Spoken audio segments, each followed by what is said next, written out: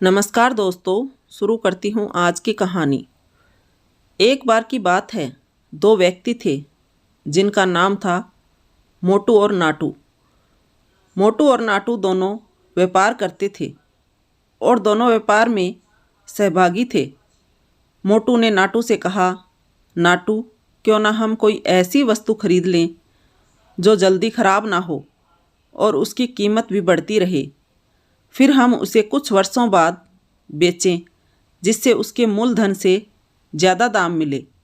मोटू ने कहा, ठीक है नाटू, तुम्हारी बात तो सही है, पर हम खरीदें क्या?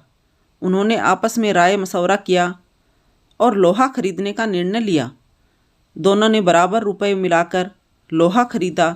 मोटू ने नाटू से कहा कि लोहा वह कहीं सुरक्षित स्थान पर रख दे।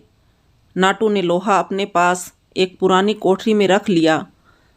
कुछ दिन तो लोहा जस का तस रखा रहा, पर धीरे धीरे नाटू के मन में लालच आ गया और वह नाटू मोटू को बिताए बिना ही लोहा बेचने लगा।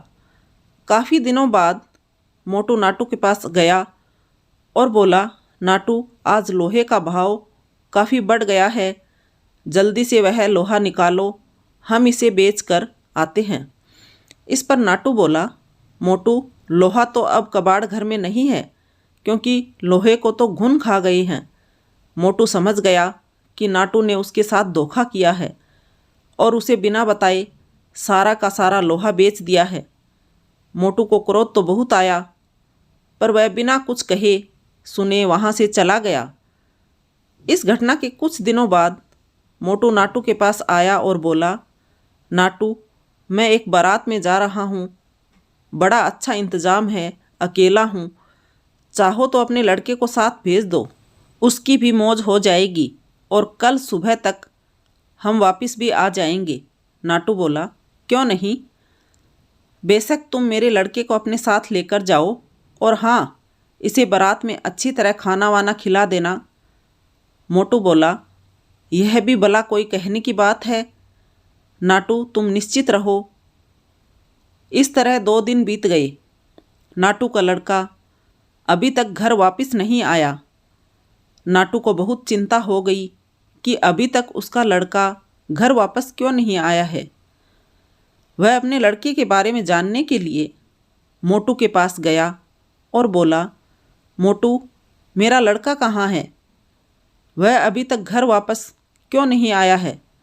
मोटू ने कहा, क्या बताऊं नाटू, रास्ते में एक चील तुम्हारे लड़के को उठाकर ले गई। नाटू बोला, ये कैसे हो सकता है? भला कोई चील 12 साल के लड़के को उठाकर लेकर जा सकती है? सीधी तरह मेरा लड़का मुझे वापस करो, नहीं तो मैं राजा भीम के पास जाऊंगा। मोटू बोला, ठीक है नाटू, चलो राजा जी के पास चलें, अब वही न्याय करेंगे। मामला वहाँ के राजा भीम के सामने पेश हुआ।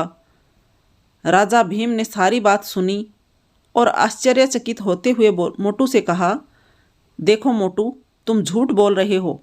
भला कोई चील 12 वर्ष के लड़के को उठाकर अपने पंजों से आसमान में ले जा सकती है?